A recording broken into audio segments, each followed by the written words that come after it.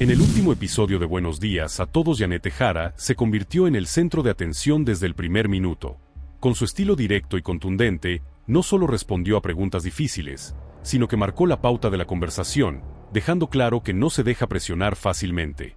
Durante este espacio, se abordaron temas cruciales para la política y economía chilena, desde el impacto de las 40 horas y el aumento del salario mínimo en el empleo, hasta las medidas que Jara planea implementar en caso de llegar a la moneda, incluyendo la composición de su gabinete. La entrevista se convirtió en un choque de ideas y cifras, donde cada respuesta generó tensión y debate, mostrando que Jara sabe cómo mantener la atención y controlar la narrativa en vivo. Prepárate para revivir los momentos más intensos de esta conversación y analizar con detalle lo que dijo la candidata presidencial, porque lo que vas a ver no es solo información, sino un verdadero enfrentamiento de datos, opiniones y posturas. Los conductores le preguntaron directamente a Yanete Jara sobre el impacto de las 40 horas y el aumento del salario mínimo en el desempleo, basándose en los datos del Banco Central. Jara intentó defender su gestión, mencionando la creación de empleos y la disminución de la informalidad, pero sus argumentos generaron más dudas que certezas. Su explicación sobre que las 40 horas aún no se aplican y que el desempleo aumentó por la reincorporación de trabajadores post-pandemia sonó evasiva y dejó abierta la pregunta: ¿realmente tiene control sobre los efectos de sus propias propuestas? Montserrat Álvarez no pudo ocultar su sorpresa ante la confusión de los números y la forma en que Jara esquivaba preguntas incómodas. Este momento evidencia que, más allá de los discursos, hay contradicciones y contradicciones difíciles de ignorar, y que sus respuestas generan más polémica que claridad sobre la situación laboral en Chile. Planteé lo siguiente: el Banco Central afirmó que la reducción de la jornada laboral de 40 horas más el alza del salario mínimo sí han tenido un impacto negativo en el mercado laboral, llegando al desempleo de 8,7% y en el femenino de un 10,1%. Esto, que en algún momento fue materia de discusión, le da un golpe, porque usted fue ministra del Trabajo y su sector estuvo apoyando estas iniciativas. Más allá de las buenas intenciones, ¿considera usted que efectivamente yo las lideré, no sí, solo estuve apoyando? Estoy orgullosa de haberlo hecho. ¿Han tenido un efecto en el desempleo? Dos cosas al respecto. Lo primero, señalar que durante el periodo que fui ministra del Trabajo se crearon más de 500.000 puestos de trabajo. ¿Ya? Y lo que disminuyó fue la informalidad. A pesar de que uno vea más de repente gente con toldos azules, ¿no? Pero que no son los informales de antaño, son las mafias organizadas, por eso hay que combatirlas. Pero el dato concreto del Banco Central... El dato concreto es que la informalidad bajó un 26%. Ahora, el comentario del Banco Central... Hay un dato respecto al desempleo que aumentó, sí, y se le adjudican a estas dos leyes en particular es que el Banco alguna Central, injerencia. Si me permite, porque dice algo más que eso. Dice tres cosas. Dice: el crecimiento en Chile aumentó en buena medida producto del alza del salario mínimo. O sea, como que al revés. En segundo lugar, el aumento de costos laborales hace que cueste más crear nuevos puestos de trabajo. Y eso es evidente, porque si antes se pagaban 350.000 y ahora 529.000, hay más costos laborales.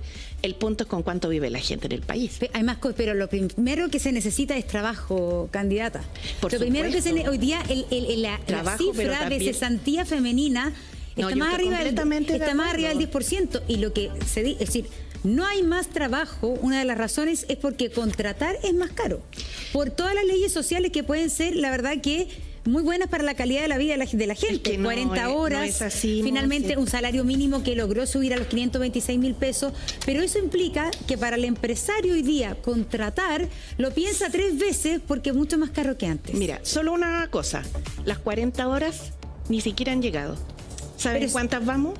Vamos en 41. 40 y... Bueno, claro, una hora menos de pega. Una hora, entonces, ¿cómo claro, trabajar 60 minutos a la semana menos va a hacer que el desempleo aumente? El desempleo aumentó porque creció la fuerza de trabajo, producto de que después de la pandemia mucha gente se había retirado de la fuerza de trabajo.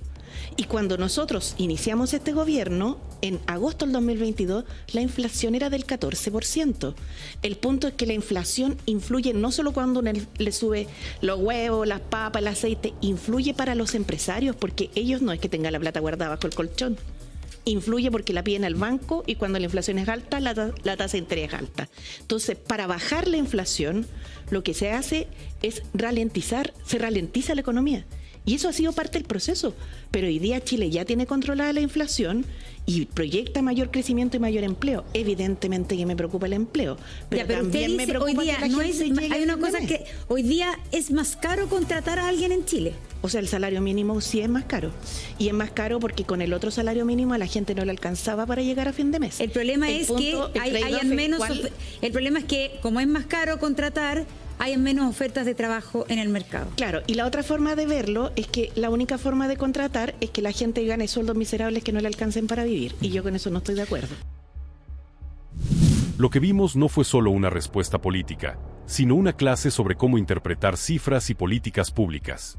Jara defendió su gestión y explicó con claridad por qué no se puede simplificar el aumento del desempleo a una sola medida, como las 40 horas o el salario mínimo.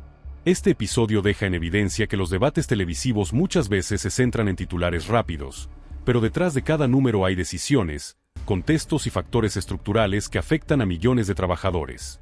La reacción de Álvarez evidencia la dificultad de confrontar datos sin preparación y muestra que un cuestionamiento efectivo requiere comprensión y contexto.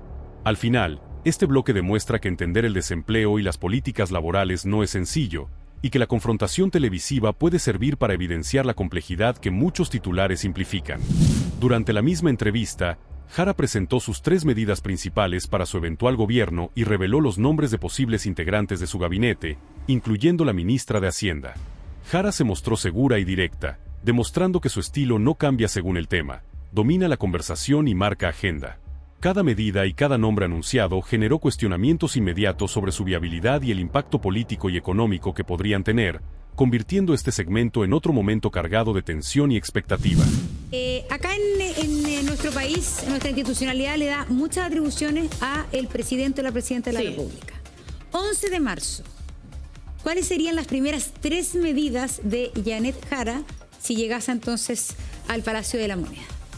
Sí, voy a tomar muchas medidas, porque tengo por lo menos un plan desarrollado para eso, pero quiero tomar medidas concretas. La primera de ellas es que voy a desalojar el cerro... ¿Perdón?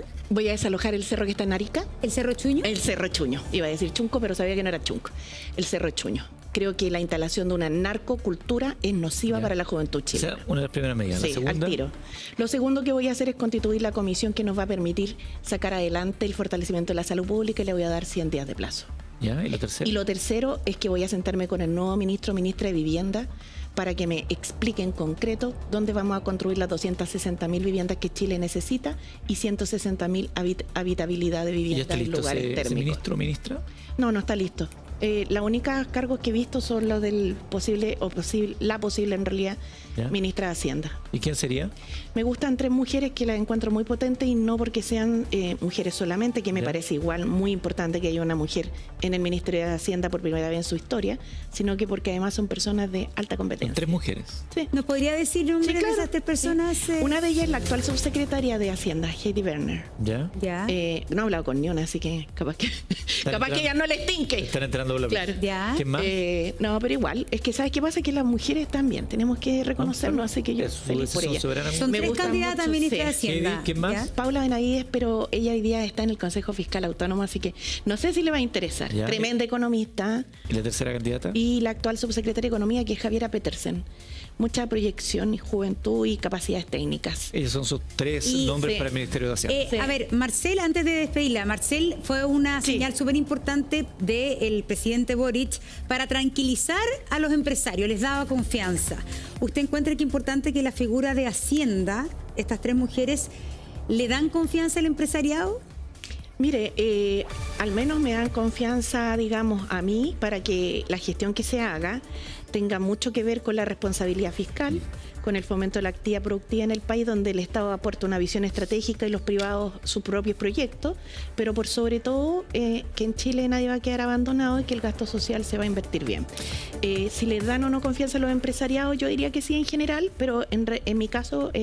entiendo que yo misma se las doy. De hecho, trabajamos de conjunto muchos temas. Las 40 horas las sacamos juntos, el salario mínimo juntos. Candidata. Y la reforma a las pensiones con los empresarios de Chile. Muchas gracias por estar. El anuncio de medidas y gabinete es mucho más que información. Es estrategia y liderazgo. Cada propuesta tiene implicaciones directas en empleo, economía y gestión pública, y las decisiones de gabinete reflejan cómo Jara entiende el poder y la política. Analizando con detalle, surgen preguntas sobre viabilidad, posibles conflictos internos y cómo estas medidas podrían influir en sectores económicos clave. La forma en que Jara comunica sus decisiones demuestra su capacidad de manejar la exposición mediática, de marcar agenda y de generar debate antes incluso de asumir un cargo. Este bloque muestra que la política no es solo cifras, es narrativa, estrategia y percepción pública. Y al final, deja una pregunta abierta a la audiencia. ¿Estas medidas y la composición del gabinete podrán transformar efectivamente la política chilena o generarán nuevos debates y conflictos? Jara se asegura de que nadie la ignore, y este momento lo confirma. Y antes de irnos, recuerda suscribirte al canal, darle like a este video y activar la campanita para no perderte ninguna actualización. Además, si quieres apoyar nuestro trabajo, puedes unirte como miembro del canal y acceder a beneficios exclusivos.